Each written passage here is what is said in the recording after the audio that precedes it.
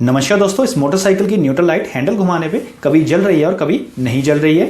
जब भी इस तरह की प्रॉब्लम आती है तो ज़्यादातर जो हैंडल के पास में वायरिंग रहती है वो कटी हुई मिलती है, तभी इस तरह की प्रॉब्लम देखी जाती है। लेकिन मैंने इसकी सारी की सारी वायरिंग चेक कर लिया, बिल्कुल ठीक है।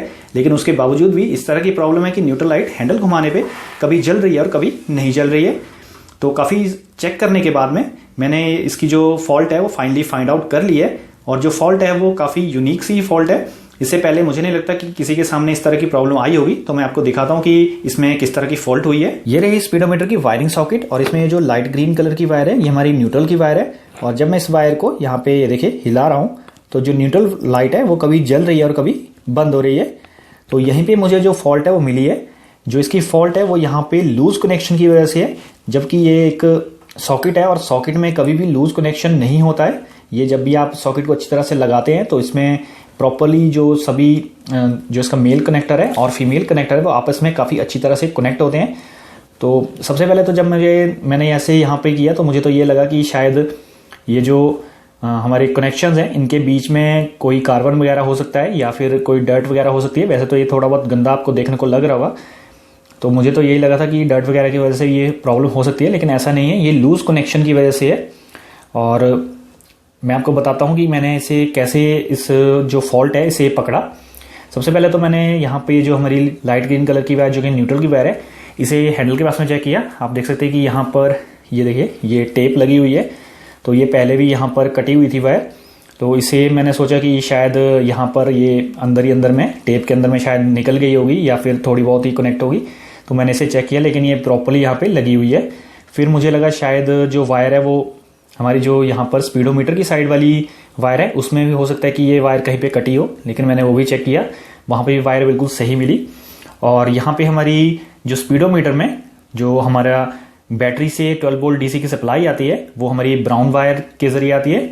ये देखिए ये रही ब्राउन वायर। तो मैंने इस ब्राउन वायर को भी चेक कर लिया, क्योंकि अगर ये भी कहीं पे कटी होगी तो उसमें भी हमें प्रॉब्लम देखने को मिल सकती है कि इसी तरह की कि हमारी जो न्यूट्रल लाइट है वो कभी जलेगी कभी नहीं जलेगी।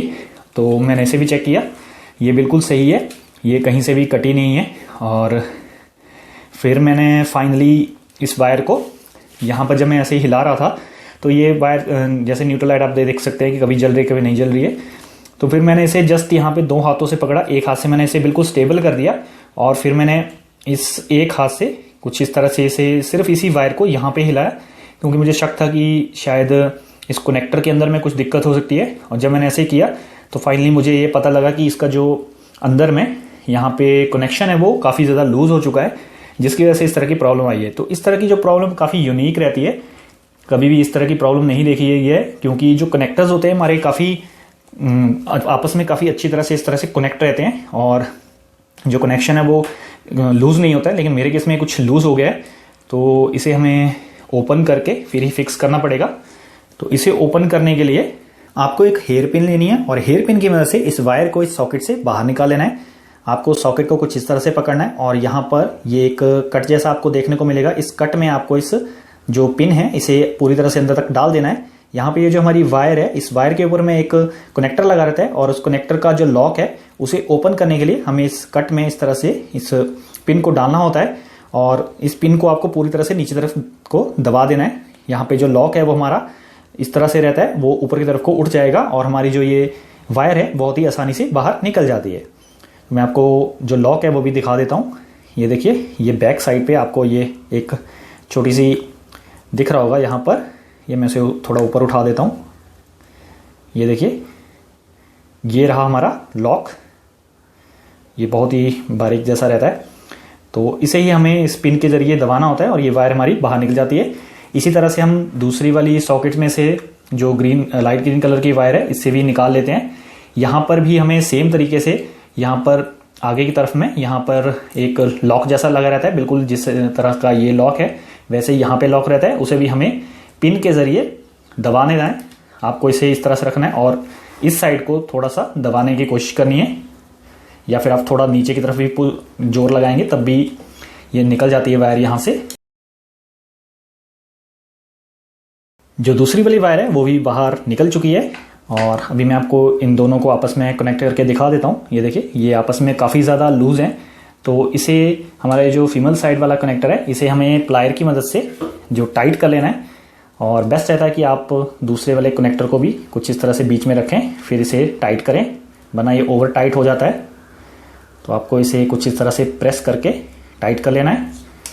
जब आपको लगे कि अच्छी तरह से टाइट हो चुका है तो आप इसे एक बार चेक ज़रूर करें। ये देखिए ये काफ़ी अच्छी तरह से अब टाइट है। और साथ ही में ये जो बैक साइड पे जो हमारा यहाँ पर लॉक था, ये थोड़ा दब गया, मैं इसे बाहर निकाल लेता हूँ। थोड़ा ज़्यादा ही दब गया है ये, तो मैं इसे बाद में इसे बाहर निकालता हूँ। इस लॉक के बिल्कुल बैक साइड पे भी एक छोटी सी प्लेट लगी रहती है, आपको उस प्लेट को भी थोड़ा अंदर की तरफ को दबा देना है। वो भी हमारा कनेक्शन का ही काम करता है, क्योंकि ये देखिए यहाँ पे ये जो छोटा सा होल के बीच में ये प्लेट जैसी आपको दिख रही होगी, ये कुछ इस तरह से ये फोल्ड होकर के अंदर की तरफ हो जाती है। जैसे ये पिन यहाँ पे फोल्ड होकर जा रही है, वैसे ये वाली यहाँ पर भी ये फोल्ड होकर के यहाँ तक जाती है। तो इससे भी हमारा जो, जब हम ये वाला कनेक्टर में इसमें फंसाते हैं तो थोड़ा टाइट जाता है। तो आपको इस तरह से इसे चेक कर लेना है। और यहाँ पर जैसे ही हमारा ये जो पिन है ये टाइट हो जाए, उसके बाद में आपको ये जो इसका बैक साइड पे लॉक है, इसे आपको उठा देना है। तो मेरा ये जो लॉक है थोड़ा ज़्यादा ही दब गया है, देखिए अभी निकल चुका है बाहर को। तो इसे आपको थोड़ा ऊपर की तरफ को उठा लेना है। और सेम आपको इस वाली साइड की जो ये हमारा कनेक्टर है, इसके ऊपर में भी छोटी सी पिन देखने को मिलेगी। आपको भी इस पिन को ऊपर की तरफ को उठा लेना है।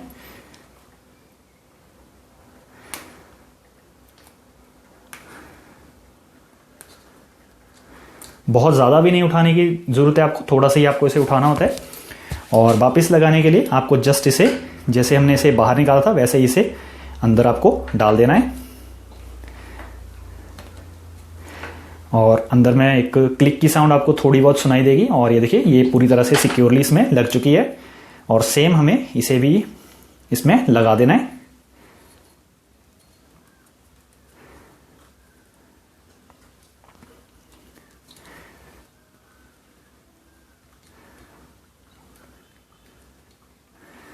काफ़ी ज़्यादा टाइट जा रही है, शायद साइड से कुछ ज़्यादा ही दब गई है ये। तो मुझे एक बार चेक कर लेना दीजिए। हाँ, ये साइड से भी थोड़ी दब गई है, तो थोड़ा सा मुझे यहाँ पर एडजस्ट करना पड़ेगा इसे।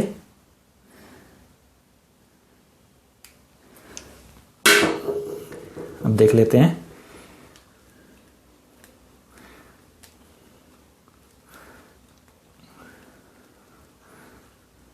ये देखिए ये जो हमारी वायर है ये प्रॉपर्ली यहाँ पे लग गई है। अब दोबारा से हम इन कनेक्टर्स को आपस में लगा देते हैं। ये देखिए हमारे जो कनेक्टर्स है वो आपस में लग चुके हैं। और जो न्यूट्रल लाइट है वो भी काफ़ी अच्छी तरह से यहाँ पे ग्लो कर रही है, आप देख सकते हैं। और अब मैं इस वायर को हिलाता हूँ, जैसे मैंने पहले हिला रहा था। ये देखिए बिल्कुल पहले की तरह मैं इस वायर को हिला रहा हूँ, लेकिन ये अब बिल्कुल भी यहाँ पर जो न्यूट्रल लाइट है हमारी बिल्कुल भी ख़राब नहीं हो रही है, बिल्कुल भी पहले की तरह बार बार बंद नहीं हो रही है, बार बार जल नहीं रही है। ये बिल्कुल स्टेबल है। ये देखिए अब मैं आपको पूरी वायर्स भी हिला के दिखा रहा हूँ। किसी भी तरह से जो वायर है वो अब प्रॉब्लम नहीं कर रही है।